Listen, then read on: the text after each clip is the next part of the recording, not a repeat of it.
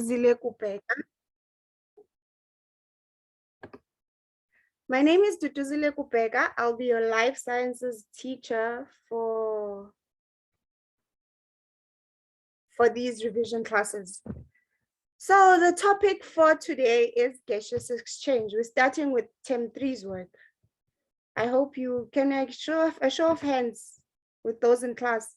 Have you started on this work of gaseous exchange? Just quickly.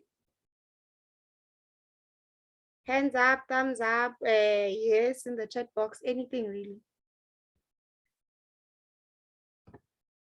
Okay, I've seen like about 2 people responding yes to that. All right, not to worry everyone. So the topic is gaseous exchange. What we'll be mainly covering in today's lesson is cellular respiration, breathing, and gaseous exchange, as well as the requirements of efficient gas exchange organs. So the overall aim of this chapter, there'll be various topics to cover besides the one I've mentioned today.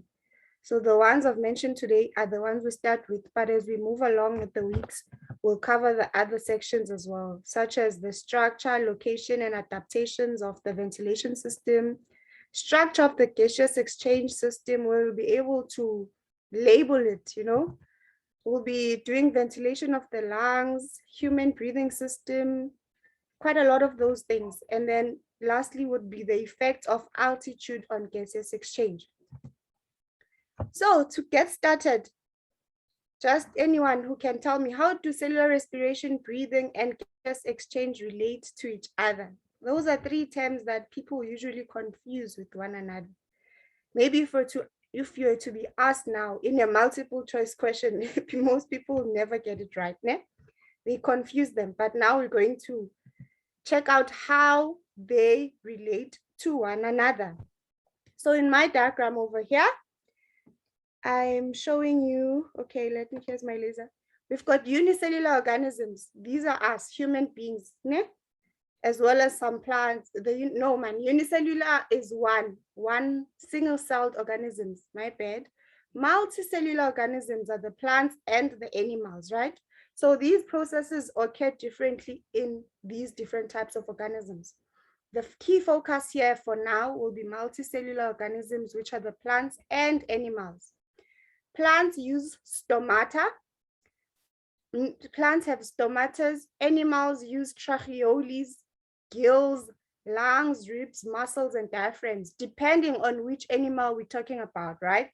For gills, it's obvious we're talking about fish, those in water. And lungs, ribs, these are land animals. And then how does it happen with the human beings here? With the ones who have lungs, ribs, muscles, and diaphragms.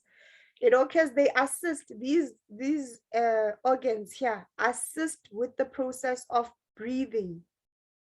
They assist with the process of breathing. They control the inhalation and exhalation. When you inhale, you take in oxygen, and when you exhale, you take out what we call carbon dioxide. So breathing is that process whereby you are taking in oxygen, taking out carbon dioxide. That's the process of breathing. And then gaseous exchange is that process there, whereby now the gases are, as the word says, the gases are exchanging. But because with these multicellular organisms, it gets more complex. There are more organs that we cannot see with the naked eye. You'd have to study, and we will study them, that facilitate this process of gaseous exchange. We've got the alveoli, we've got body cells, many of them, which will make sense as we go along. And then we also have what we call cellular respiration. Who knows what cellular respiration is? Okay, cellular respiration, just to sum it up, is a process whereby glucose is broken down with the assistance of oxygen to give out what we call energy. So that's the process of cellular respiration.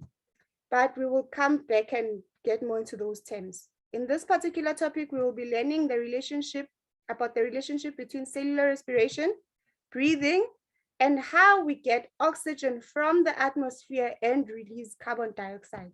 All of these processes are related to one another. So just the terminologies: cellular respiration.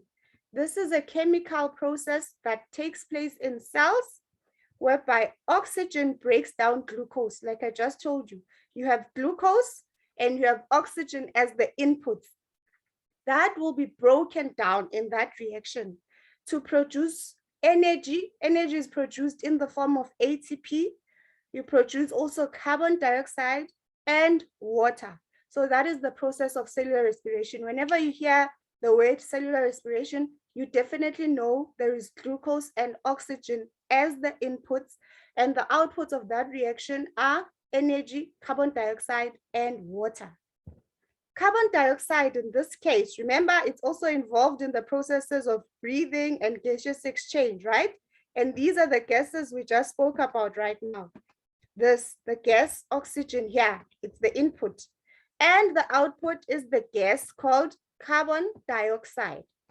So there needs to be an exchange from here. After cellular respiration, there would need to be a process of gaseous exchange, whereby now you need to release this carbon dioxide that has been produced as a byproduct of cellular respiration. And then when we come to the term breathing or ventilation, this here is a physical process. That's another thing I need you to note.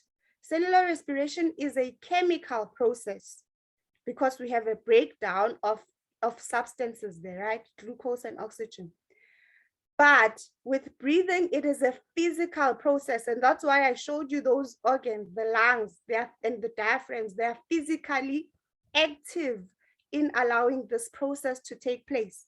So in this process, oxygen-rich air is taken up, and then the carbon dioxide is released. So whenever there's oxygen in the air, you breathe in that one. And the carbon dioxide that is produced as a byproduct of cellular respiration, this carbon dioxide there will then be released externally. So in comes oxygen, out goes carbon dioxide. And then gaseous exchange. During gaseous exchange here, you have the diffusion. Gaseous exchange now explains the process of how these gases actually exchange. So you have a diffusion of oxygen and carbon dioxide across respiratory surfaces of an organism. Depending on which organism it is, the process of gaseous exchange and even the respiratory surfaces differ. And we will get more into that. But that's the key difference. There's diffusion of oxygen and carbon dioxide, right? So those three terms, very, very important to understand, especially in this particular topic, because they will be used quite a lot, so don't confuse them. And then cellular respiration and breathing. What happens during breathing? I've touched briefly of what happens during breathing. We have people here. These are multicellular organisms, right? These are human beings. They take in oxygen. There is the oxygen going in through various processes and those various gaseous exchange organs. One of them that we see here are the lungs. And then we have the you see, we've got lungs over here. There. The process occurs whereby there will be a various process of gaseous exchange. Then carbon dioxide is going to be released. Whilst this is happening, there's also the physical process. So these processes occur interchangeably. There's breathing, you are taking in oxygen, you are breathing, which is that physical process. The chemical process whereby the sugar, the glucose, was broken down to excrete carbon dioxide is also there. That's why you can see now carbon dioxide exiting the body. But it's not as simple as that. Because we are multicellular organisms, we have multiple and complex organs in our body, and the systems are too. So the oxygen will go through various organs and even the bloodstream. You see, there are muscles here, muscle cells, which perform cellular respiration and gaseous exchange. It goes through the bloodstream whereby the gases are then exchanging. then you release carbon dioxide. So it's not just oxygen going straight to your lungs and then out. No, there's a various process that happens. And then what is the need for gaseous exchange? Why is there a need for that to happen? Do you think maybe we could go on without gaseous exchange? Would be normal human beings without gaseous exchange? No, we cannot. Gaseous exchange is very, very key to the survival of human being, of organisms, overall organisms. Because why? The unicellular and multicellular plants and animals, they need gaseous exchange process so that we can get oxygen from the external environment and to also be able to release the carbon dioxide back to the external environment, right? So it's necessary. Without that process of gaseous exchange, we wouldn't have the right mechanisms to take in oxygen and to take out carbon dioxide. So with cellular respiration, I've already mentioned this. I think now it will sink in. With cellular respiration, we have, here's the formula. I think if you can just know the formula, you'll be able to understand it, sum up. Glucose plus oxygen. It's the process of cellular respiration. These two are the inputs. They produce what we call carbon dioxide, water, and ATP. ATP is the energy that is required in organisms. As we all know, energy is very vital for an organism's survival. Without energy, you cannot do anything. That's why we eat, right? That's why you keep on eating, because you'd be tired. You would need to take in food. And that's where this glucose would come from the foods that we eat. It would convert to glucose, this compound called glucose, which will then be broken down to produce this energy that we need.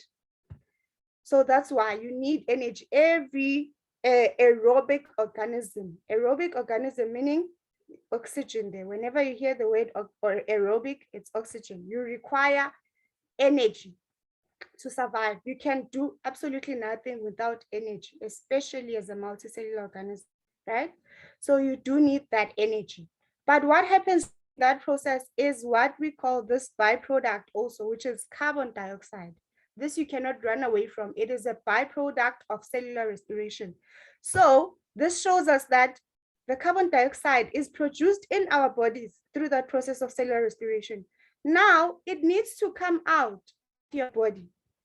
So it needs to be removed. And if it is not removed, if you have too much of carbon dioxide in your system that is not removed, then it will become very harmful for the organism.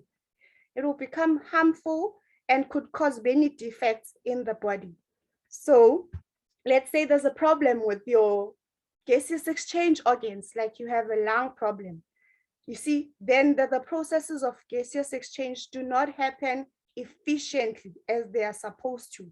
And that's why people would then start having problems of maybe short breath, you know, people with asthma, they with asthma, what other respiratory problems are there? There are quite a lot, but they can always be linked. Every respiratory disease or disorder can be linked to one of the gaseous exchange organs. There would be something wrong with one of those organs and might even be linked to the excess of carbon dioxide in the body. So that is why that is very key for human beings or for multicellular and unicellular organisms. A gaseous exchange surface and breathing mechanism is therefore required to move gases in and out of the organism. So whilst we have gaseous exchange as a process, there are organs and surfaces and mechanisms that are involved in that process that allow the movement of gases in and out of the organism.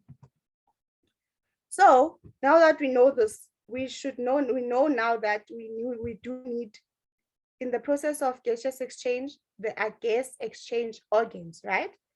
So what are the requirements of efficient gas exchange organs? Like I said, many of the respiratory diseases we have can always be linked to a specific organ, a specific gaseous exchange organ. So what are the requirements to have an efficient gas exchange organ? Before we get to that, a gaseous, that's what we need. What we need to understand is that a gaseous exchange surface moves gases by diffusion. Who remembers what diffusion is? This is a question to the floor. What is diffusion? Grade 11, this you should know. Okay, diffusion is the movement of a substance from an area of high concentration to an area of lower concentration. So gaseous exchange organs are found in all living organisms, and they have a specific structure so they can function well, right? Because we did mention they are moving from an area of high concentration. You remember when you did these topics in grade 10, I know you started this way back there. It moves from a high concentration area to a low concentration area. So as it moves along, that's how the process will occur. These organs are found in all living organisms, and each of them have a specific structure. Depending on the organism, it will have a specific structure to fit that particular organism and the requirements that particular organism has. This means the requirements that a fish has will differ from the requirements that a human being has. Number one, because we have totally different structures. Number two, we exist in different environments. So form fits function. Remember that term, form fits function, that phrase, form fits function, exactly that. So the form will always be very fitting to the function required.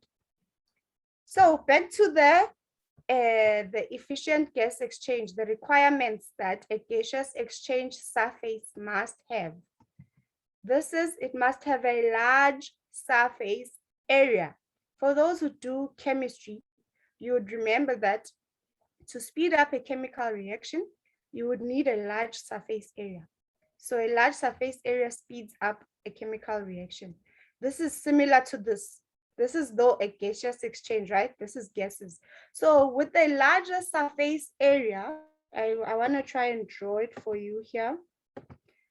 Let's see, okay, here's my pen. Here, let's say you have this surface area, this big. And then you have a surface area this small. And you have all this gas that needs to go in. You can see that because this is bigger, there's more space for the gas to move in. Look, so much space for the gas to move in. But because this is a smaller surface area, we still have the same amount of gas that needs to move in, but not all of it can move in at the same time. So much less gas can move in or out because it is a smaller surface. It's much like the example I always make is when you're going to cook potatoes. Let's say you wanna mash your potatoes. When you cut them up and you make them thinner, then they cook much faster as opposed to having very big, thick cuts, right? It will take more time for those to cook. That just shows you that when you have a large surface area, it becomes more efficient for those reactions to take place. Another one is it needs to be thin. So for it to be thin, again, like that example of cutting your potatoes, when you have a thinner slice of potatoes, there is a quick movement of gases over a short distance. So the distance is much shorter when it is thin. So you can imagine you are breathing because you have a thinner surface of that gaseous exchange organ, then the gases can move in much quicker. And then it must be moist. Why moist? This is one we always overlook. It avoids friction. You know, when you, what can I say? When you slide, you know, through a slide, it moves much nicer in those water slides, right? Moist, there's water, it pushes you and you just flow. You move nicely, you flow, you know.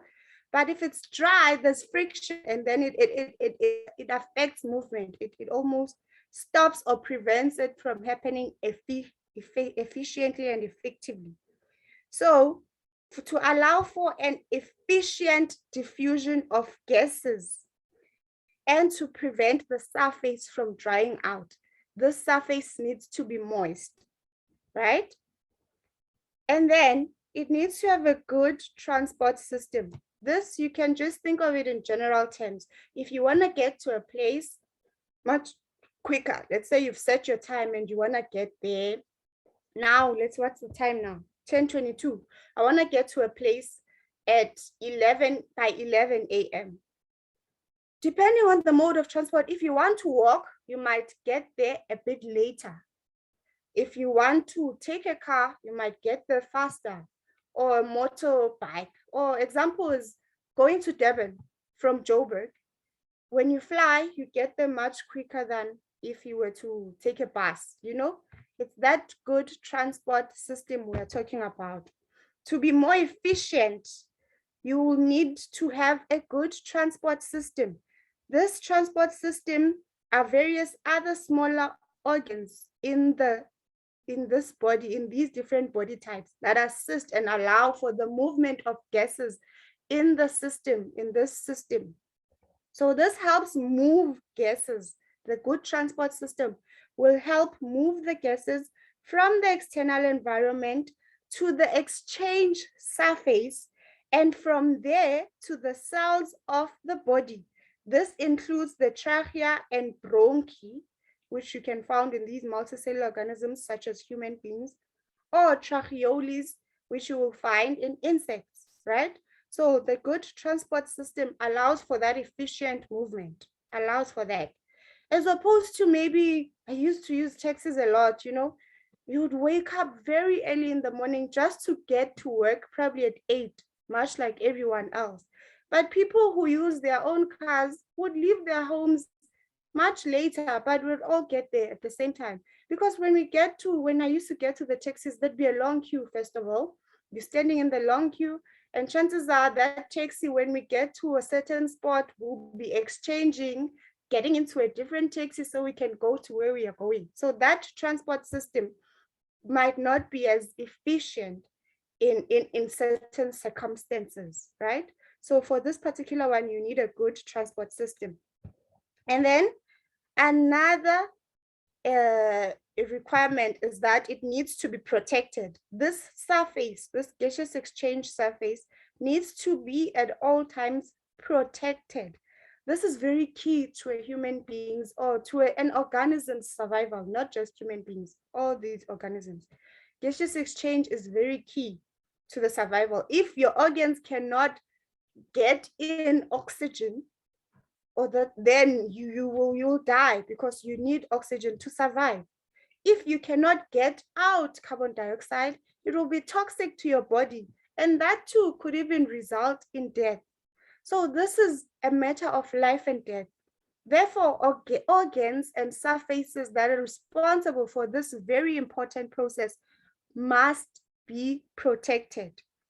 This is to prevent damage of this delicate surface. And examples you can see of this, look at yourself right now. The very delicate one that is involved in this process, like what, your lungs, let's take lungs for example. They are supported there behind the rib cages. Do you see how important and how protected they are? Imagine if you had no rib cages and your lungs were just out there. How many times have you hit your chest and it was painful? People get involved in car accidents and the lungs would probably be spared because the rib cage was the one that was hit and therefore was able to protect other organs inside. So it works like that. It needs to be protected at all times. The same way, if you were to ride a motorcycle, you'd wear a helmet because you want to protect your head and your skull. So that's what you do. You protect it because it is vital for the survival of that organism. So those are the requirements. It's the large surface area. It must be thin, moist, good transport system, and protected at all times. So now we're getting into gaseous exchange in different environments. We have different environments for gaseous exchange. Why? Because we have different organisms, first of all, that exist in various and many other different environments. So it is very important to note that even the processes of gaseous exchange will differ. So for example, I will start with just sum up what in plants. Plants are complex organisms themselves. They exchange their gases with the environment also, much like all the other organisms do. Plants also exchange their gases, right? In the leaf of a plant, there's an abundant supply of what we call carbon dioxide, which must be present because in reverse to human beings, plants take in this carbon dioxide that we take out, right? That we exhale, right? And then oxygen in plants is then the byproduct of their process, which is photosynthesis. And that is the one in plants that must be exchanged, that must be excreted, right? So that's processes in plants. But in animals, we're taking in oxygen and we take out carbon dioxide. This happens again through various other organs that we have. So the exchange occurs directly with the environment, with certain other organisms. The exchange is occurring directly with the environment. But with complex animals such as us, mammals and other complex animals, this exchange will occur between the environment and the blood. The more complex the organism, the more organs and systems are involved.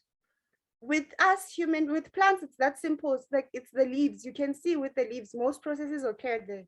The leaves are very thin and they are on the surface. So the process of gaseous exchange occurs just from that surface. It's easier. But with human beings, then the process gets much more complex. You understand? Because now what? The blood, what happens when you take in, the exchange occurs between the environment and the blood. The blood will carry oxygen. When you take in, it will go through the blood. It will take in this oxygen. And you know the blood flows to various other organs in the body, right? It will carry this oxygen to other deeply embedded cells and then transport carbon dioxide outside. You understand? So the blood is moving through different types, different organs and different systems and different cells. Remember, I think when we do the process of the heart, when you understand the heart structure, we'll also get to parts where you know there's oxygenated blood and there's deoxygenated blood. That also explains this respiratory process and how this whole system functions. But it differs with maybe what we call these, we have earthworms. Earthworms will, because they're so thin, right? They're like this one here, I'm showing you, earthworms. Their functioning or their gaseous exchange will differ from those of human beings, because why? The exchange of gases can occur directly through their skin. It's that simple. It will occur directly through their skin. The oxygen will diffuse into their tiny blood vessels in the skin surface, and then it will combine with the red pigments in the blood, which is called the hemoglobin, which will then bind loosely to oxygen and carry it throughout the animal's bloodstream. And then the carbon dioxide will be transported back to the skin by the hemoglobin. So it differs like that. As you can see with the structure here, it shows you just how simpler or different it is. You see the structure. With this one, the earthworm, it's an annelid, right? This earthworm, it's the surface area. These are things you need to count. Remember the requirements. Surface area, it must be large, it must be thin, it must be moist. These are the three I focus on right now. For the earthworm, there's a long, thin body shape already that allows for gaseous exchange to be very efficient. That's easier. And then the body wall covered by a thin, almost transparent cuticle. So the body wall of an earthworm is already quite thin and long. You see? And it fits into this requirement of an efficient gaseous exchange surface. Even the large surface area by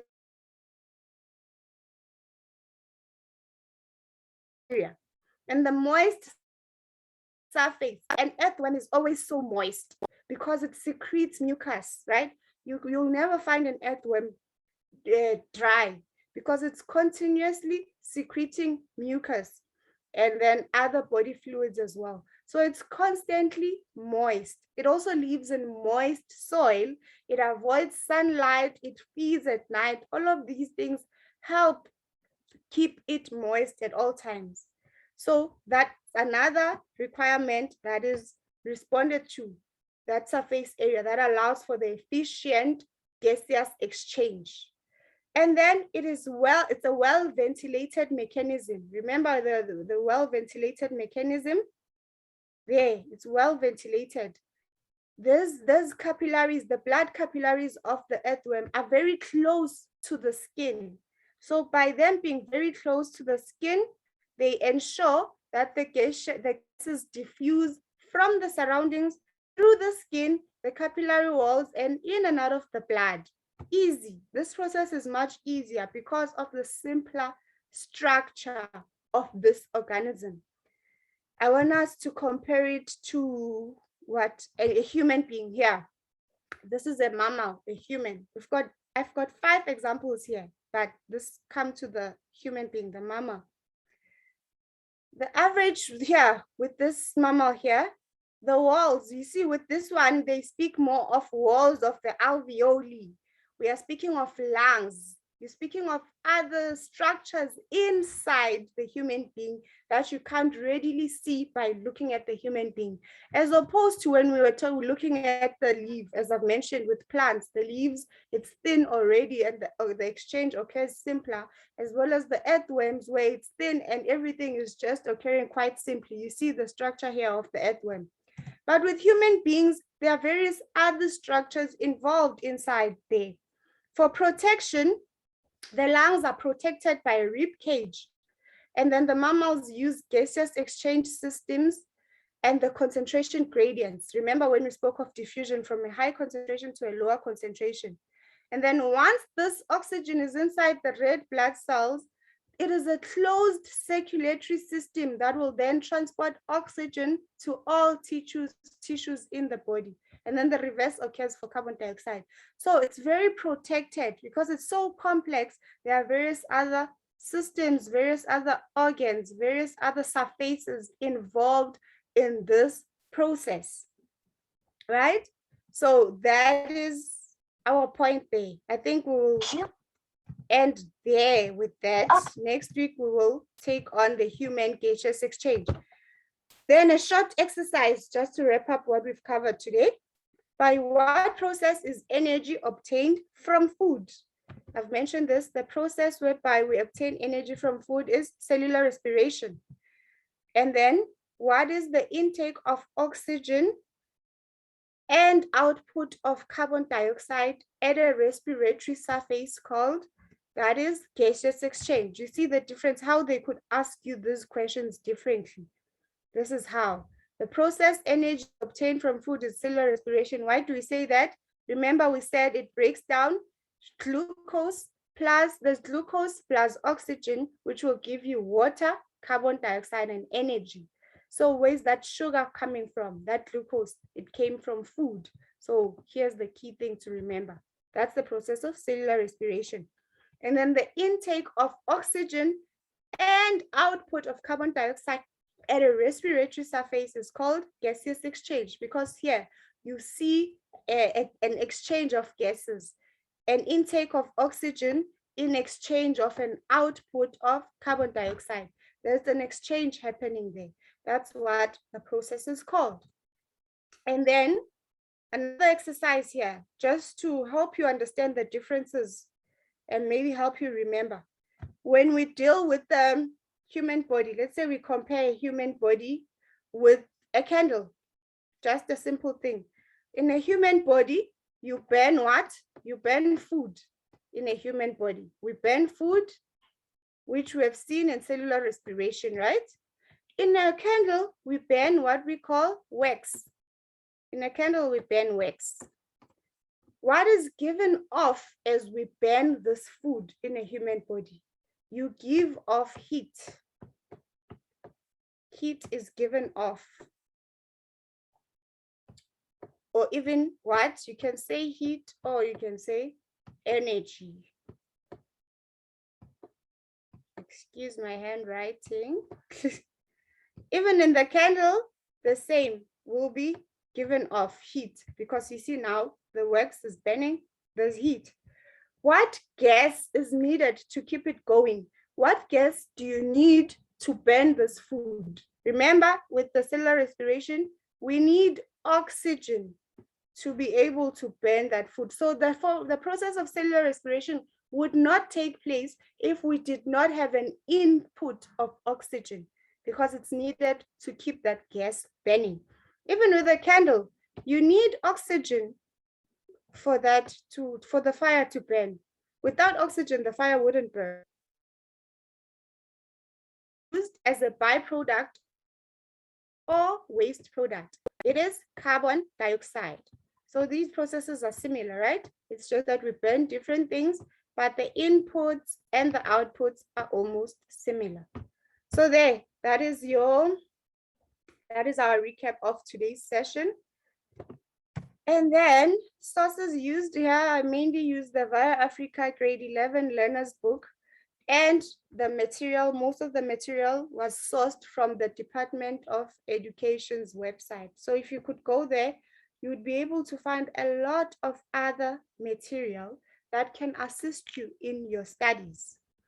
And that is me, Duduzile Kubega. Thank you. But before we go, because we have a bit of time, I just hope and trust that you are all doing well at home and at school during these very confusing times. You know, I was thinking yesterday, what do I say to the learners today, just to get them motivated and keep them motivated? And I realized that if I myself have had many times of such confusion, I mean, everyone is really confused these days because there are vaccines, but now we keep getting more news about more variants. And it's a scary time, right? It's a scary time. Schools are closing. It's been a crazy 2 years, honestly. Crazy, which the only reason I think most of us are still standing is through mental strength. And I won't lie, there was a time where I felt like I didn't have enough mental strength to keep going. But that's what you realize most of the time, and in many, many battles in life, it is your mental strength that will get you through it. And by that, I mean what you think about, what you spend your time thinking about, what your mind focuses on is what you will see in fruition. So if you constantly spend your time thinking about the bad in the world, it is the bad in the world that you will see. If your mind is so fixated on the terrible things happening in your life, you might as well be producing more and more terrible things.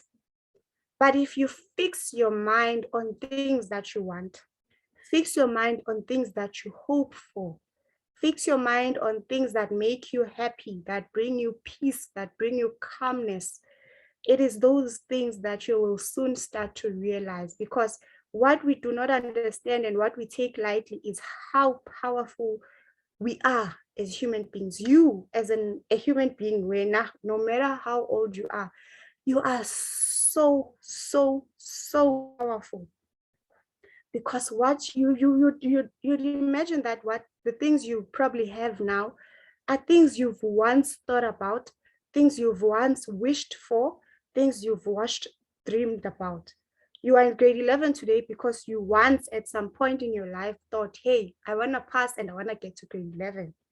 So many of the things you have right now are things you've thought about, and through various other ways you might not have been conscious of were actively working towards attaining those things which you thought about. So right now, what I want us to focus on is thinking only on things that we want, things that make us happy, things that we hope for, things that we dream about. That's why they say if you have a specific dream, write it down, have a vision board, write your dreams down so that you focus on that, you fix your mind on that. This also takes us to the material we consume. Everything is so easily accessible these days. You've got news telling you every single thing. You've got social media. You log on to WhatsApp, there are status updates. There are even messages you didn't even ask to receive, but you get them. You get to Facebook, there are other announcements that will just spoil your day. So be very selective of the material that you consume, because it is what you take in that you will eventually process in your mind and will affect your thinking stream, and it is what you will act out, what you will see, what you will expect.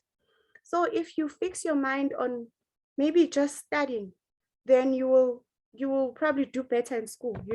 If you fix on mind on listening to music that will build you, or watching videos that will motivate you, maybe you want a house, a nice house, then go to Property 24 and look at those beautiful houses that will allow you to dream, that will allow your mind to believe it is possible, and therefore start creating it.